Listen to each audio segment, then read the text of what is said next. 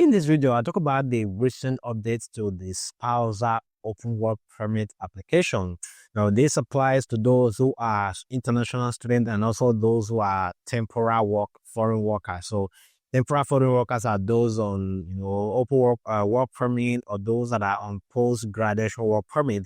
They are considered as foreign workers. So, there have been some changes, and I've been seeing some misinformation online. In fact, some people, I saw a video and the person said, spousal work permit cancelled in Canada, so most of these are really false information. The spousal work permit does not be cancelled in Canada. They just gave updates, in terms of who will be eligible to apply for spousal work permit, starting from, I think, January 21st, 2025.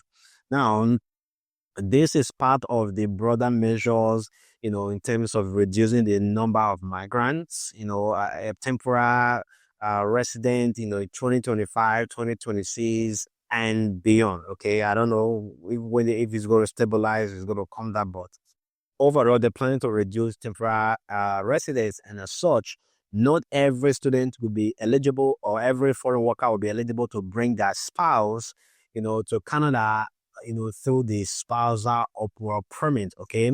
Now they mentioned last year that certain spouse or the spouse of certain students will be eligible to come to Canada via the open work permit. Now they've announced that starting January 21st. Okay, so it means that the date is now fixed. Okay, before now the date was still kind of hanging, but now they've made that final choice on who is eligible. Now, if you are doing master's program and your program is 16 months or longer, you are still eligible to bring your spouse to Canada. Somebody commented on one of my videos that, if I'm doing it, somebody said that, if you're doing a 2 years master, you're no longer eligible to bring your spouse. That's not true. Provided it's 16 months or longer, you'll be eligible to bring your spouse.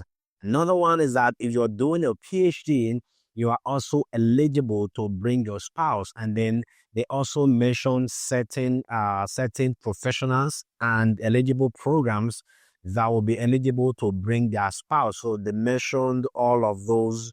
They mentioned all of those eligible programs. I'll talk about that in a bit.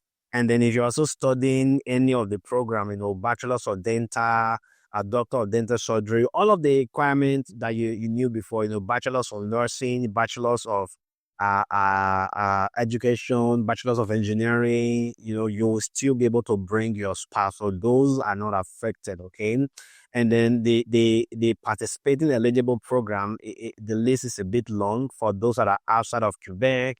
So the Francophone minority, they have some, TARA, they supervised, practice experience partnership, the Manitoba nursing, reentry, as for Red River College Polytechnic, and for BC, there are some internationally educated midwives bridging program. There are a Canadian pharmacy practice program, and then post degree diploma, that's a nursing practice in Canada. So if you are among these sets, you will still be able to bring your spouse effective January 21st, 2025. Okay. Now, I've already mentioned those that are eligible. Now, this is a big one. Okay. Not in terms of those that are foreign workers. So foreign workers are basically, as I mentioned before, those on spousal, those are post-graduation work permit, and those that are on normal work permit. I like to call it normal work permit, right? Now they've mentioned that families of family open work permit, okay, will be limited to spouse of foreign workers who are employed in tier 0 or 1. So these are really, really big positions, right? If you go to IRCC website, they're going to tell you which are in tier 0 position. Tier 0 are basically management occupations, right? Advertising, marketing and public relations managers, financial managers. These are examples of mostly tier 1 occupation. Then tier 2 is occupation that usually require a university degree, financial advisors, software engineers, some of these programs, right? So these are the ones that will be eligible tiers, 0 and 1. Now, they've also mentioned that there are select tier 2 and tier 3 occupations in labor shortages, in sectors with labor shortages or linked to government priorities that will be included, or if you're working in this area, you will still be able to bring your spouse, which means if you're on post-graduation work permit, you will not be able to bring your spouse with just any kind of work. It must be tier 0, tier 1, and select tier 2 or tier 3. On 21st of January 2025, they gave a full list of all of the occupations that are eligible. If you're working in tier 2 and tier 3 in this area, you mostly for the most part, these are occupations in natural and applied sciences, in construction, in healthcare, for the most part, natural resources, in education, in sports, military sectors. I don't know if international students are studying military or working in the military, so the full list, if you go to IRS website and just type in tier 2 and 3 eligible occupation for spousal open permit, you're going to see the list of all of those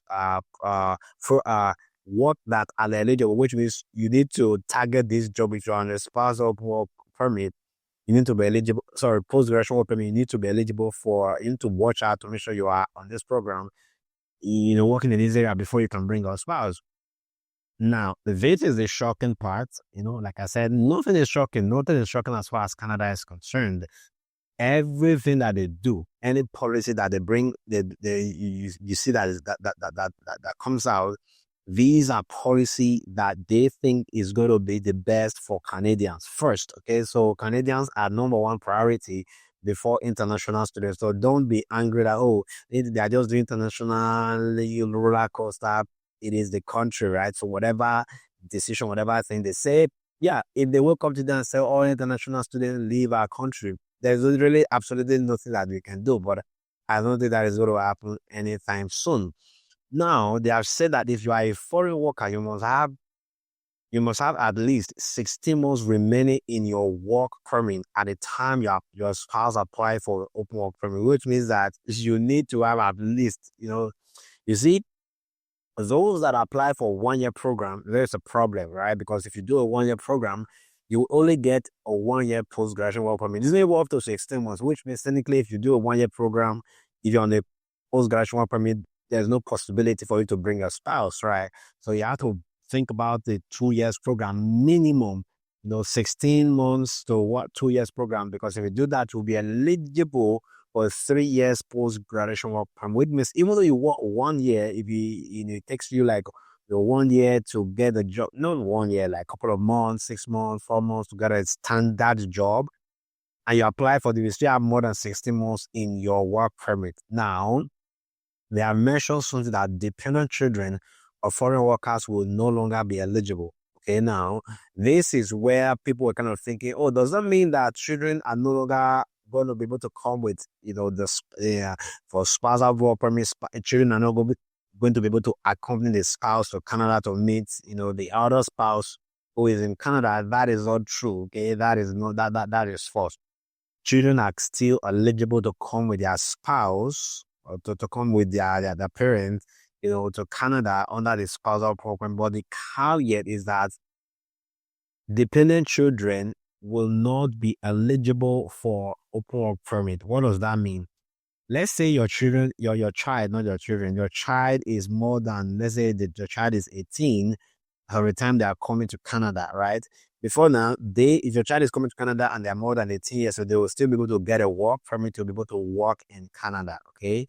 Now, if they are, if with the new changes, your children will not be able to get an open work permit if they are more than 18 years, your children.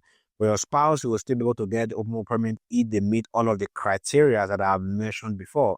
So in this case, I don't know, maybe your child may apply for maybe study permit or maybe study permit, right? Study permits or maybe visiting. The problem with study permit is that your child will also need to get a letter of acceptance because now that is not more than 18 years or so. These are things that you should take your time to study and read if you're planning to apply for a spouse in 2025.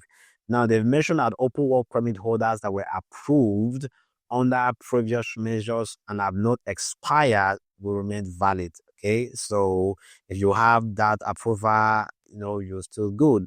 Now, one of the things they've said is that in a situation where the student may need more time to complete that program, where their family members receive a shorter permit than principal applicant in Canada, family members, okay, that spouse, dependent children can apply to renew that their work permit, which means if your spouse, if you are coming to Canada as a master student and it is like a 16 months program or more, and maybe because of your passport expiry, you get a 1 year visa, which means your spouse can also get a 1 year visa. So in Canada, because you meet all of those other eligibility, your spouse will be able to extend their open work permit in Canada along with your dependent, okay, provided the principal applicant still made the original condition. They said as long as they apply under the same criteria as our current permit, so things have not really changed. The same criteria, and then you requested duration of the renewal matches. The requested duration of the renewal matches the existing study permit of this principal applicant. So if you get an extension, you can extend. If you get an extension for your work permit, you will still be able to extend for your spouse. And then the time frame is going to be the duration of that your spouse open work or post-graduate work permit or other normal work permit. So these are the updates, so don't get confused, okay? Yeah, so things are still good. You will still be able to come with your spouse. Overall, they're reducing the number of temporary, work permit, study permit holders, temporary immigrant, I would say. And yeah, you have to play by their rules. If they say they want less, then you just say, yeah, think for the less you have, you're even still accepting, I will be among those less that will come. That is how you should approach it, you should not be surprised or complain on Momo or Canada is changing, they're changing rules here and there. So just play by the rules and then see which of them you will be able to go through and then apply whichever one that you qualify for, and then that's it. So that's gonna be it for this video. If you're planning to apply for Spousal Open Work Permit and you require some kind of guide or any advice, and there's gonna be a link in the description. Check out my website, reach out to me. I'll be glad to help you in this journey. And if you haven't subscribed to this channel, do it to hit that subscribe button, and then like this video, share. What are you? Which stage are you now in your application? Are you, if your spouse already in Canada, are you planning to apply for Spousal Open Work Permit? Which stage are you now? Do you have any questions? Where are you watching from? So put all of those questions in the comment section. Subscribe. I'll see you in this video. Cheers.